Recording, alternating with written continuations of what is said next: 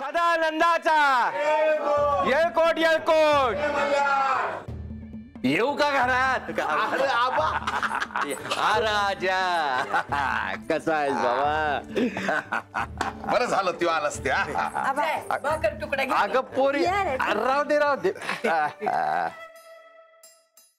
असू पोरी असू दे आला लवकर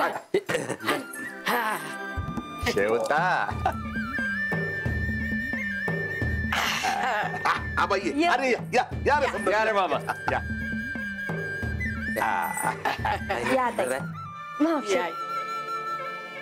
या या बसून घ्या बसून बसा. अरे बसा बसा बसा हात. बरं बसा बसा. खंडोबाचा उत्सव तेव्हा आम्ही ठरवलं की समद्यानी जेजुरीला जायचं आणि देवाचं दर्शन घ्यायचं. बरं झालं आबा तुम्ही आलासा. शेवंते अगं बानू हाय म्हणून देवाच्या आपल्या वस्तीवर पाय लागले. बानू हाय म्हणून देवाची आपल्यावर कृपा झाली. आम्ही देवाचे पाय पडायला येणार नाही वय.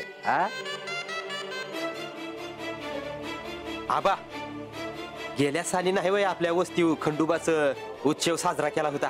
वय तेव्हापासनं लोकांनी ठाव हाय की तळी भंडारा म्हणजे काय, ड्युटी पुजली म्हणजे काय. अरे आबा ही समधी देवाची कृपा आहे बघ. अरे रंगा देव कुठं आहे ती? कोण आहे रे त्यो? अरे हाय का खुळ आता. अरे देव गडाव असते ती. धीरधर जरा धीरधर.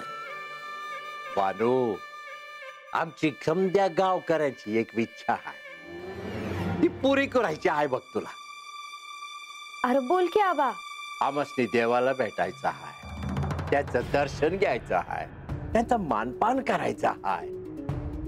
माणसांचा एवढा लोटा आहे की देव आमसनी कसे काय भेटतील. तेव्हा तू आमच्याने देवाची भेट घालून दे. काय नाही आबा नग काळजी करूस, तुमची न देवाची भेट होईल. हा अरे बोला रे बोला सदानंदाचा येळकोट येळकोट. बानू देवा संग आमासनी तुझा भी मानपान करायचा आहे. माझा ह्या काय परकी आहे का आबा? बर बर बर बर बर बघू आपण. पर ह्यो उत्सव देवाचा आहे आणि माणसाताई बी गडावर आहेत, तेव्हा त्यांच्या पाया पडा. बर बर बर तू म्हणशील तसं करू. बरं उद्यापासून खंडोबाचं नवरात्र सुरू होतंय. आता मग उद्याच दर्शनाला जाऊ. हा काय रंगा, अरे देव तर तुला रोजच्या रोज भेटत असतील नाही का? मला होय की मला म्हणजे दिसत्यात. मी बोलतो त्यांच्या संग. चला चला समद्यांची जेवायची तयारी करूया. चला चला चला.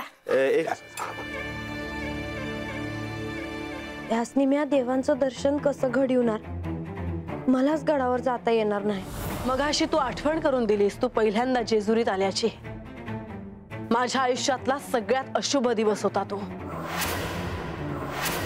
म्हणून आज माझ्याकडे या सिंहासनाचा जो अधिकार आहे त्याचा उपयोग करून मी तुला आदेश देते की या जेजुरीतून माझ्या राज्यातून तू प्रस्थान कर, पुन्हा कधीही न येण्यासाठी.